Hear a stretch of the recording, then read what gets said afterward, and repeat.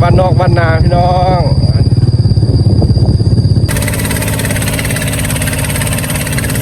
ไปฮอดบ้านพี่น้องเลยอาบน้ำ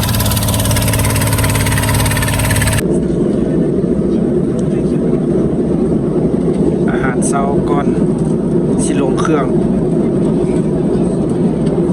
อีกประมาณ2 ชั่วโมงบ่ายก็ฮอดแล้ว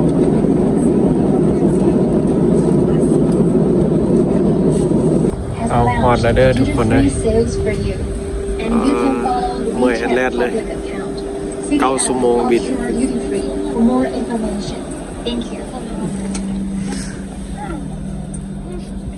ยังมืดอยู่เอาต่อไปลาววันนี้อีกชั่วโมงเดียวแต่ถ้านั่งท่าเครื่องขึ้นนี่14 ชั่วโมง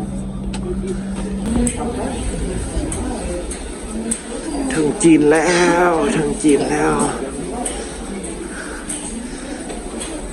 ถ้าขึ้นเครื่องต่อลาว14 ชั่วโมงสนามบินจีนไฮโคมอกับลาวเองพี่น้องเลยสนามบินนี่ชั่วโมงเดียวก็ฮอดบ้านเอาละข้ามแลนด์ใช่ไหมมัน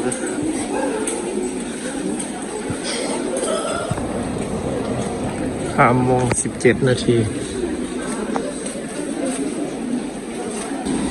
เห็นกระเป๋าแล้วพี่น้องเอ้ยมาฮอตจีนแล้ว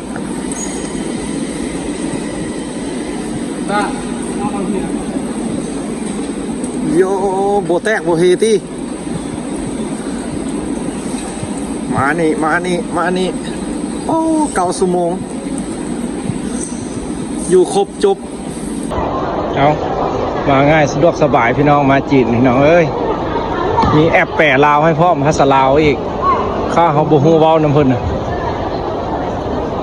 ของจูเฮายังอีกโดนโซสิมาโซสิบินได้อีก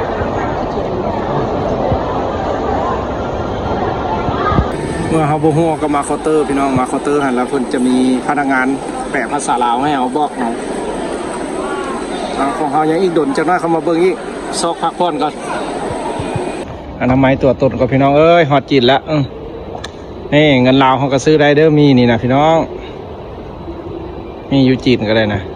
มีห้องน้ำให้ใส่อีกมีวิวงามๆให้ชมเอาอีกชั่วโมงเดียวฮอดลาวแต่หากนั่งท่าเครื่องนี่โดนสนามบินนี้อยู่โมพี่น้องอยู่ไปลาวเขานี่ข้ามเวียดนามไปน้อยเดียวพี่น้องอยู่กลางทะเลทรายเลยอยู่กลางทะเลหาดทะเลเลยพี่น้องสนามบินจีนไฮโคบินมาจากรัสเซียแม่น9 ชั่วโมงพี่น้องเมืองหลวงรัสเซียจนเมื่อยแอดแลดสภาพ3 คนพี่น้องยันแต่บ่ฮอดบ้านเอา เมื่อยเด้อพี่น้องโอ้ยนั่งเครื่องดนนี่นะทรมานแต่หากคิดฮอดบ้านหลายกว่ากับบ่เป็นหยังมีจีนอาหารเช้าพี่น้องตอนนี้ก็แม่น6 โมงปลายละเอาไปเช็คเขียนมาจีนต้องได้ผ่านอันนั้นพี่น้องต้องได้ผ่านตม.เฮ็ดวีซ่าเข้าประเทศเพิ่นเฮาสิเข้า1 มื้อก็เข้าแล้วเฮาจึงได้ไปเช็คอินไปลาวอีกบ้านนึงนี่คือกฎของรัฐบ้านเพิ่นสะดวกสบายพี่น้องบ้านเพิ่นบ่มีเงินกันมีน้ำฟรีให้กินนี่ต้มมีก็ได้ลวกมีคักถ้าได้ซื้ออยู่จีนพี่น้องน้ำนะมาสนามบินจีนน้ำเย็นน้ำร้อนมีครบเอาอาหารในจีนพี่น้องนี่ เอาข้าวเช้าอยู่จีนต้มมีสะดวกสบายมีน้ำกินให้พร้อมสิได้พี่น้องชีวิตการเดินทางอันยูอันยะคักจะมีวิวให้เบิ้งพี่น้องคักขนาดบ้านเพิ่นนะไปต้นซาดเลยเนาะนอนนั่นนี่แหละตั้งน้ำอย่างนี้แหละไปต้นซาดเด้จากหลับจากนอนแนวไหนเนาะเดินนักท่องเที่ยวคนที่ไปลาวบ้านเขาคนใส่หมวกกันเป็นลาวพี่น้องคนที่ไปเที่ยวลาว เจอกันอยู่ลาวพี่น้องวันนี้นะผ่านเมดสุวรรณละของครบเมื่อฮอดบ้าน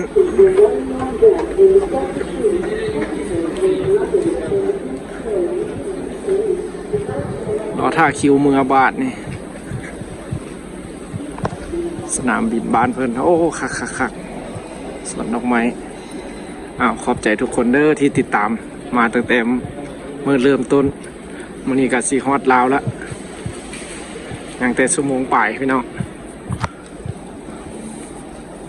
มาแล้วก็เจอเพื่อนคนลาวคือกันอันนี้คนก็มาแต่เพื่อนก็มาเวียกอยู่จีนก็พอดีเพื่อนช่วยเรือแล้วก็ไปเมื่อน้ำเพื่อนเลยเอาพบกันเด้อพี่น้องเลยโชคดีถ้าเจอบัตรเฮาฮอดลาวสิไทยให้เบิ่งต่อ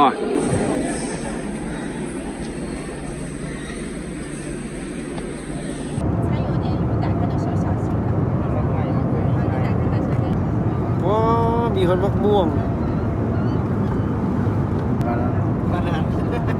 โอ้ยังพัดโอ้มันจะแซ่บไก่บูโอ้น่ากินมากนี่เป็นสีเขียวนี่เป็นเส้นว้าเนี่ยเอาว่าเป็นเอาคักโอ้ห่าวขนาดพี่น้องบ้านนี่นะซ้ำไก่เข้าน้ำพอดลาวบ้านเขาแล้วมาไต่แล้วพี่น้อง8:30 นาทีเดินทาง2 มื้อ1 คืน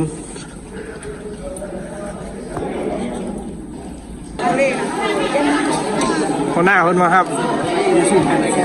ไปฮอดละบานแล้วพี่น้องไปเสี่ยวมาครับอยู่เงินกับบุมีไห่พี่น้องเลยไม่ตู้กระเท่าละน้องสายก็ไปเวียกได้เต็มมูมาครับพี่น้องเลยไปเมื่อก่อนเสี่ยวมาครับเฮ็ดจะไหนวะกระซิบไปจะไหนเอามันเฮ็ดเอาค่อยนี่นะพี่น้องชีวิตไก่บ้านต่างถิ่นโดนๆได้มาดีใจเด้อีกชั่วโมงนึงฮอตงานละมาแล้วพี่น้องเอ้ยดีใจเด้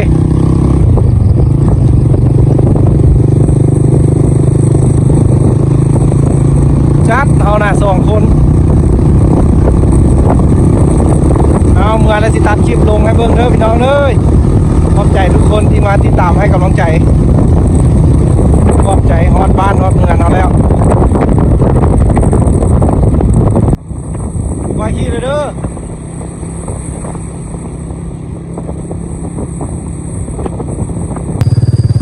เส้นทางไปบ้านพี่น้องเอ้ยกำลังมาบ้านนี่แหละชีวิตบ้านนอกบ้านนาพี่น้องฮอดเงินฮอดซานมันของง่ายข้ามน้ำลุยตุ่มไปฮอดบ้านพี่น้องเลยข้ามน้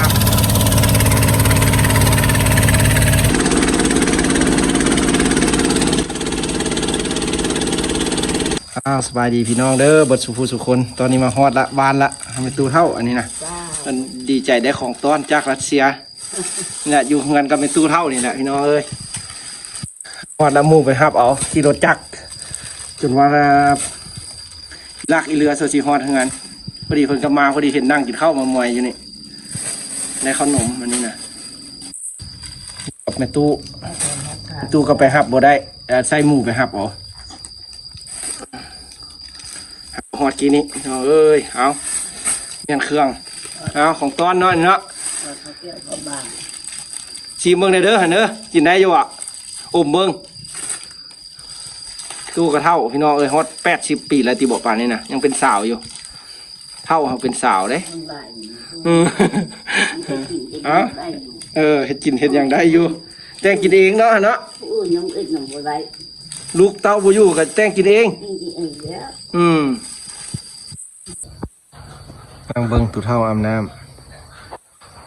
ปลูกขี้ไข่ไว้ให้ยังไง